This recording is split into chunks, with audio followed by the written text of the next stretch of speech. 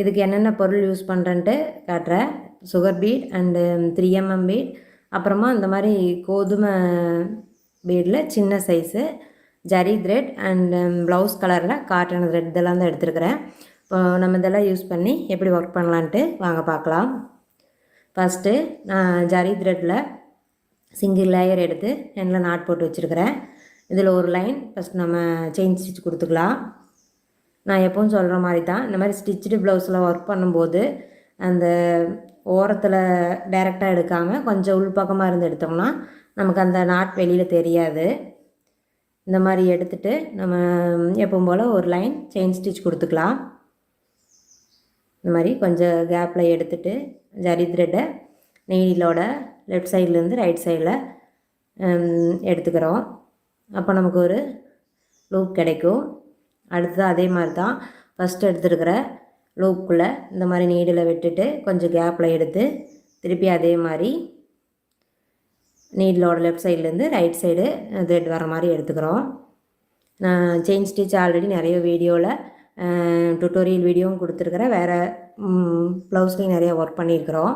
இந்த மாதிரி எப்படி நார்மல் நீடில் ஆரி ஒர்க்கில் வர்ற மாதிரியே செயின், இதுக்காக நான் காட்டன் த்ரெட் டபுள் லேயரில் எடுத்து நாட் போட்டு வச்சுருக்கிறேன். இதுவும் அதே மாதிரி தான் கொஞ்சம் உள்பக்கமாக இருந்து நீடில் ஃபஸ்ட்டு எடுத்துக்கலாம். எடுத்துகிட்டு இந்த ஜரி த்ரெட்டோட லைனுக்கு பக்கத்தில் வர மாதிரியே எடுத்துக்கிறோம். எடுத்துகிட்டு ஃபஸ்ட்டு ஒரு 4 சுகர் பீட் இந்த மாதிரி நீடில் எடுத்துக்கிறேன்.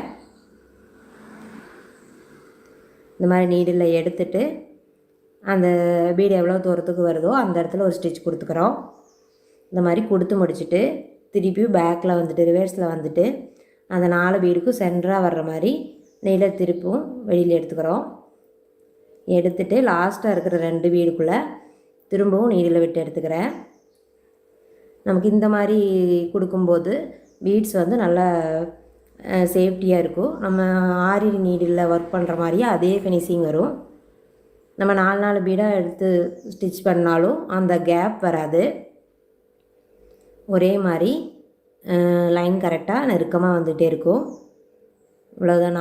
4 பீட்ஸ் எடுத்துக்கிறோம், ஒரு லாக் ஸ்டிச் கொடுத்துக்கிறோம், திருப்பி பீடு ஒரு லைன், திருப்பி 4 லைன் கொடுத்து முடிச்சிட்டேன். இனி இதுக்கடுத்து என்ன ஒர்க் பண்ணலான்ட்டு பார்க்கலாம். நெக் லைன்லேயும் ஸ்லீவ்ஸ்லேயும் இப்போ இந்த மாதிரி நான் மெஷரிங் டேப் எடுத்துகிட்டு ஒரு 1/2 இன்ச்சு கேப்பில் இந்த மாதிரி ஒயிட் மார்க்கர் வச்சுட்டு டாட் வச்சுருக்கிறேன். இந்த மார்க் பண்ண இடத்துல தான் அடுத்து ஒர்க் பண்ண போகிறோம். ஃபஸ்ட்டு இந்த மாதிரி டாட் வச்சுருக்கிற அந்த இடத்துல நீடில் வெளியில் எடுத்துக்கிறேன். இதுக்கும் காட்டன் த்ரெட் தான் யூஸ் பண்ணுறேன்.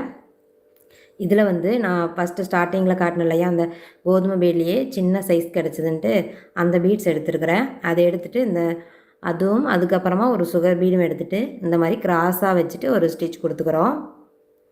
அந்த ஃபஸ்ட்டு மார்க் பண்ண பாயிண்டில் இருந்து ரைட் சைடில் கிராஸாக வர மாதிரி கொடுத்துக்கிறோம். மறுபடியும் திருப்பி அதே மாதிரி ஒரு கோதுமை பீடும் ஒரு சின்ன சுகர் பீடும் எடுத்துகிட்டு திருப்பி ஒரு ஸ்டிச் கொடுத்துக்கலாம். இப்போ பார்த்திங்கன்னா நமக்கு ஒரு வி மாதிரி ஃபார்ம் ஆகிருக்கும். இப்போ நம்ம திருப்பும் சென்டராக வர்ற மாதிரி நீடில் எடுத்துக்கிறேன். இந்த மாதிரி எடுத்துகிட்டு இப்போ இதுக்கு வந்து நான் ஒரு கோதுமை சைஸ் பீட், ஒரு 2mm beat and sugar bead 3 எடுத்துக்கிறேன். கொஞ்சம் இந்த மாதிரி வைக்கும்போது டிஃப்ரெண்ட்டாக இருக்கும். நமக்கு அந்த புட்டாஸும் கொஞ்சம் டிஃப்ரெண்ட்டாக அழகாக கிடைக்கும்.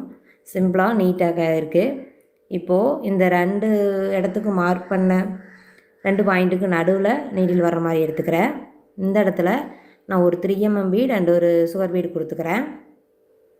இந்த மாதிரி கொடுத்து முடிச்சுட்டு திருப்பியும் அந்த 1/2 இன்ச்சில் மார்க் பண்ண அந்த டாட்டுக்கு பாருங்கள் பேக் சைடு ஃபுல்லாக கம்ப்ளீட் ஆகிடுச்சு. நீ பேக் சைடு இருக்கிற கேப்பில் அங்கங்கே புட்டாஸ் மட்டும் கொடுக்க போகிறேன். அதே மாதிரி கையிலையும் புட்டாஸ் வரும். இந்த மாதிரி அங்கங்கே ஃபஸ்ட்டு மார்க் பண்ணி எடுத்துக்கலாம். இந்த மாதிரி நான் ஃபஸ்ட்டு மார்க் பண்ணி வச்சுருக்கிறேன். இது வந்து நம்ம புட்டாஸோட அளவு சைஸை பொறுத்து நம்ம இன்னும் கொஞ்சம் நெருக்கமாக வேணுனாலும் கொடுத்துக்கலாம், அல்லது நம்ம 3 எடுத்துருக்கிறேன். ஃபஸ்ட்டு அந்த மார்க் பண்ண இடத்துல நீடில் எடுத்துகிட்டு ஒரு 2mm சைஸில் கோல்டு பீடு கொடுத்துக்கிறேன். இதுக்கு ஒரு லாக் ஸ்டிச் கொடுத்து முடிச்சுட்டு திரும்பவும் அந்த பீட்ஸுக்கு மேலே வர்ற மாதிரி நீடில் எடுத்துகிட்டு இதில் நம்ம ஃபஸ்ட்டு கொடுத்த மாதிரியே ஒரு கோதுமை பீட் 2 சுகர் பீட் 2 எடுத்துக்கிறோம். இது அதே மாதிரி தான் நம்ம நெக்லைனில் ஒர்க் பண்ண மாதிரியே தான், ஆனால் கீழே மட்டும் ஒரு 2 mm பீட் எக்ஸ்ட்ரா கொடுக்குறோம். இதே மாதிரி ரைட் சைடு ஒன்று, லெஃப்ட் சைடு ஒன்று, இந்த மாதிரி கொடுத்துட்டு திரும்பவும் சென்டராக எடுத்துக்கிறோம். சென்டரில் கொடுக்கும்போது மட்டும் நான் நெக்லைனில் ஒரு 2 mm பீடு கொடுத்துட்டு சுகர் பீடு கொடுத்துருந்தேன். ஆனால் புட்டாஸுக்கு ஒரு சுகர் பீடு மட்டும்தான் கொடுத்துருக்குறேன். இப்போ பார்த்தீங்கன்னா கீழே அந்த 3 பீட்ஸையும் ஜாயின் பண்ணுற மாதிரி அந்த 2 mm பீடு இருக்குது.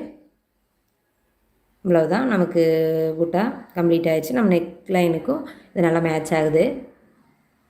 இப்போ இது எப்படி நான் நாட் போட்டு தான் அடுத்த இடத்துல ஸ்டார்ட் பண்ணணும். இது எப்படி நாட் போடலான்ட்டு பார்க்கலாம்.